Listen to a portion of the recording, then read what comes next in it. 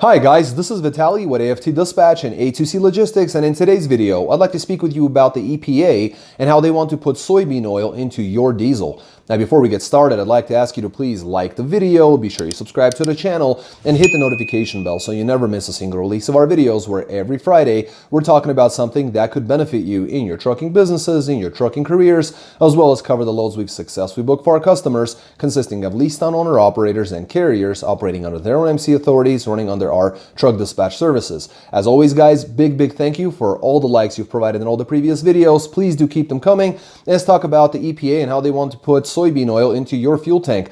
Guys, ultimately, this is coming down to the EPA's goals of reaching, zero carbon emissions, and they're trying to achieve that by using, low carbon renewable fuels, by, using more biofuels and, more renewable fuel sources, et cetera, et cetera. In fact, the EPA has actually just mandated an increase of over 12% of such fuel uses for 2022, which is just around the corner. Now, they're planning on using more vegetable oils and animal fats to be a part of the blend for the new diesel fuel. Many of you guys know that gasoline, contains up to 10% of ethanol. Well, that never really touched, diesel fuel, and now these changes are going to be hitting us in 2022 and actually beyond as well. Now, their go-to oil is going to be soybean oil, of course, and soybean oil is actually the most widely used cooking oil in the United States. It actually accounts for 52% of all edible oils used in America, and also accounts for 7% of the total calories consumed by the average American. So that's a very large number. 7% of total calories consumed is a very large number of calories. And so this is going to hit someone in the pocketbook. Now, here's the thing. Nearly half of all the soybean oil currently in use actually goes toward biofuel production. That's expected to grow even further.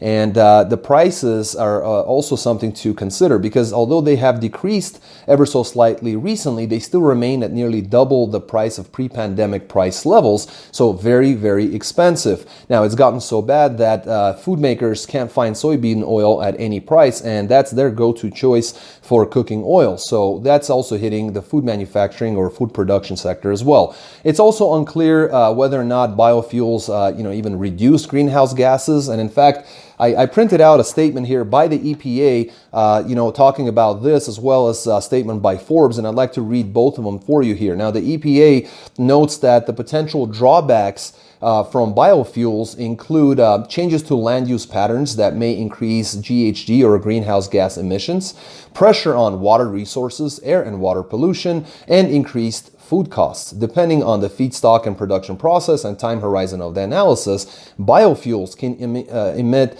even more GHGs than some fossil fuels on an energy equivalent basis. Biofuels also tend to require subsidies and other market interventions to compete economically with fossil fuels, which creates deadweight losses in the economy. So that's EPA's statement on this topic. Now, Forbes had a very interesting take. They said that the reality that biofuels create few benefits yet impose large and mounting costs argues against any biofuel mandate at all, let alone increasing its stringency. Reconsidering the decision to expand the Renewable Volume Obligation would help alleviate some of the inflationary pressures and supply chain woes impacting the economy. Soybean oils are an integral part of the food supply chain. Mandates that artificially inflate demand will cause consumers to face higher prices and bare shelves. So there you go. Two statements, one by the EPA and one by Forbes. I think both equally very interesting. And ultimately, guys, it's like I said, it's unclear if there are any benefits from this use. I'm definitely very interested to see what the energy content of this new fuel would be. Are we going to see a reduction in the MPGs on our trucks? We're going to have to bore more fuel. Are the costs going to go up? Are there going to be issues mechanically to the trucks? Are there going to be issues to the DPF, DEF system? What do you guys think about this whole thing? Please leave your comments in the comment section below. Would love to hear your take on this. And ultimately, guys, I think that the ultimate result will be higher fuel and food costs across the board for everyone involved. But ultimately, we shall stick around and see what happens in the new year. And speaking of the new year, guys, I Want to really wish you guys a very Merry Christmas, Merry Christmas, Happy New Year. May 2022 bring you guys, lots of, happiness, joy, put a smile on your faces, on your family's faces, on your loved ones' faces. May this be a really good, prosperous year for you guys. From the bottom of my heart and from everyone from AFT and A to C, we certainly wish this for you guys and for us, for everyone involved. So guys, Merry Christmas, Happy New Year. I'm going to switch over the camera. We're going to look over the loads we booked for our customers, and I'll see you guys in just a moment. Welcome back, guys. Let's take a look at some of these loads. Some really great rates this week. Different equipment types. We got vans, reefers, vented vans, even a power only. Everyone did very, very well.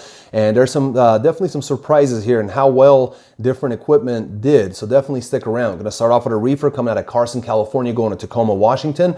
It's a 44,000 pound load of beer. It was a dry load in this reefer. 1,121 miles booked at $6,000. Got them $535 a mile on lots of miles, going to a very good market, because out of Warden, Washington, they took a load to Fort Worth, Texas. That's a 42,000 pound load of frozen food. 1,958 miles booked at $9,500.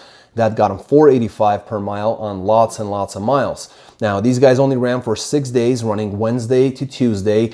Ended up grossing $15,500 in 6 days, ran 3,079 loaded miles at an average of 503 per loaded mile average. Very, very well done. Lots of money in just 6 days. Very, very well done. Next, we got a vented van coming out of Greenwood, South Carolina, going to Nichols, Georgia. That's a 39,000 pound load of mixed materials. 218 miles booked at $1,500, got them $688 a mile. Then Douglas, Georgia to Rex, Georgia, 45,000 pound load of water, 197 miles booked at $1,000, got them $508 a mile. Then East Point, Georgia to Vance, Alabama, 35,000 pound load of dry goods, 185 miles booked at $1,100, got them $595 a mile. Then they took a one pick 4 dropper out of Dacula, Georgia, going to Bluffton, South Carolina, Pooler, Georgia, Richmond Hill, Georgia, and a final in Savannah, Georgia. This is a 40,000 pound load of dry goods, 371 miles booked at $2,700, got them $728 a mile.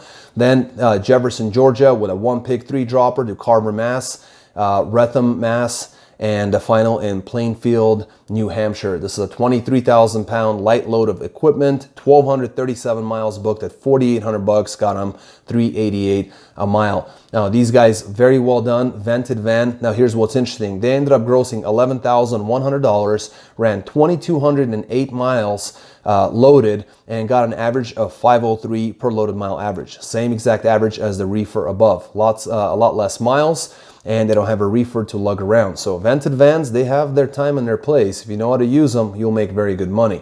Then there's a reefer coming out of Laredo, Texas, going with a one pick 2 dropper to Annapolis Junction, Maryland, and Vineland, New Jersey. It's a 39,000 pound load of frozen food, 1,905 miles booked at $5,900, got them $310 a mile. Then Vineland, New Jersey, Zero Deadhead, going to Sarasota, Florida, 20,000 pound light load of frozen pizza, 1,102 miles booked at $4,200, got them $381 a mile. And they finished off with Orlando, Florida, with a one pick 3 dropper to Locust Grove, Georgia, and 2 drops in McDonough, Georgia. Now, this was a 40,000 pound load of frozen groceries, 422 miles booked at $1,800, got them $427 a mile. All in all, these guys ended up grossing $11,900 for the week, ran 3,429 loaded miles at an average of $347 per mile. Well done for a reefer. Next, we got ourselves this regular dry van. For comparison, North Charleston, South Carolina, going to Evansville, Indiana, 43,000 pound load of roofing material, 692 miles booked at $2,300, got them $332 a mile. Then Albion, Illinois to Chesterfield, Maryland. This is a 43,000 pound load of agricultural products, 821 miles booked at $4,237.12, which got them $516 per mile. Then Middleton, Delaware, going to Westfield, Massachusetts. This is a 42,000 pound load of dry goods, 298 miles booked at $1,700, got them $570 a mile. Then Eyre, Massachusetts to Disputanta, Virginia, 40,000 pound load of oil, 583 miles booked at $1,600, got him $274 a mile. And it finished off with Gettysburg, North Carolina, going to Mechanicsburg, Pennsylvania. It's a 44,000 pound load of paper rolls, 297 miles booked at $1,400, got him $471 per mile. And these guys also did well, running 1 week on a road, $11,237.12 in gross, ran 2,691 loaded miles at an average of 418 per loaded mile average in their regular dry van. Next, we have ourselves a power only. Very well done actually in this one. Power only, you got to understand, it really slows down in the wintertime. It's really hard to find trailers to load out, really hard on towaways. You know, and the market just really slows down to a crawl, and these guys still did very well. Coming out of Ypsilanti, Michigan, going to Aurora, Colorado, took a 30,000 pound dry load of just all sorts of goods, 1,238 miles booked at $3,900, got them $315 a mile. Then Fort Collins, Colorado, going to Miles City, Montana. It's a 44,000 pound beer load, 457 miles booked at $3,050, got them $667 a mile. And I finished off with Aladdin, Wyoming, going to Red Bluff, California. It's a 42,000 pound load of pet supplies, 1,315 miles booked at $3,300, got them $251 a mile.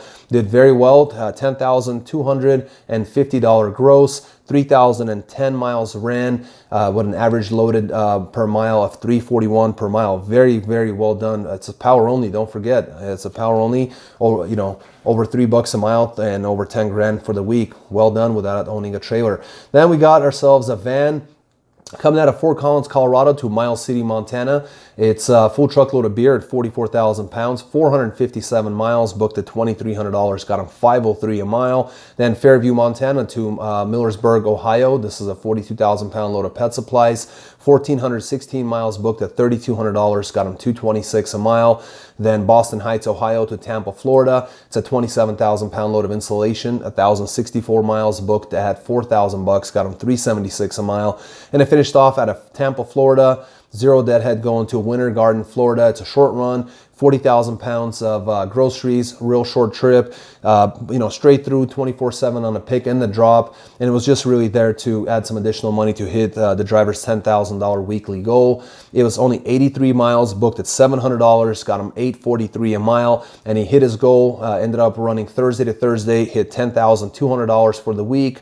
Ran 3,020 miles loaded with an average of 338 per loaded mile average. And just something to kind of mention is that this was actually supposed to be an additional $1,200 on this week for the driver, but unfortunately his trailer was rejected in Montana on a load that was supposed to go to Tennessee, which would have been a really good run coming out of there. But unfortunately, because it was canceled and was late in the day, we didn't want to lose the opportunity, and we had to book whatever was still available. So we booked him a load going to Ohio for $3,200, which did equally well, and he still hit his goal and made really good miles. Ultimately, guys, at the end of the day, as you can see, these guys are making really good money. All of our customers are very you know, basically doing very well is what I'm trying to say. Ultimately, whether you're a, you know, you have your own MC authority, you are, you're an independent owner operator, you're running under someone else's MC authority, or maybe would like to lease on under someone else's MC authority who's actually honest and transparent, will actually show you the raycons and will treat you like a, the human being that you are. You know, there's a lot of companies out there. Not everyone treats people the way we do. We're very transparent, very open.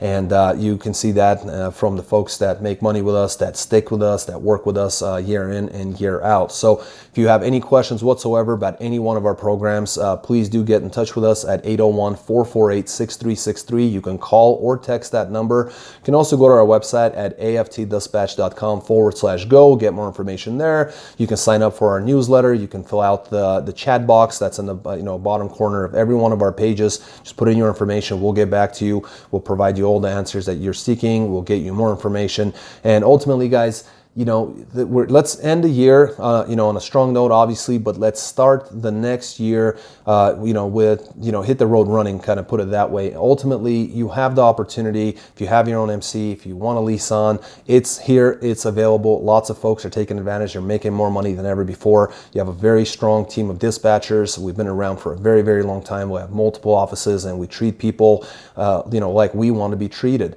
So at the end of the day, if you want it, here it is. It's available to you. So until next week, guys, stay healthy, be wealthy, and a very Merry Christmas and a Happy New Year to you. Take care.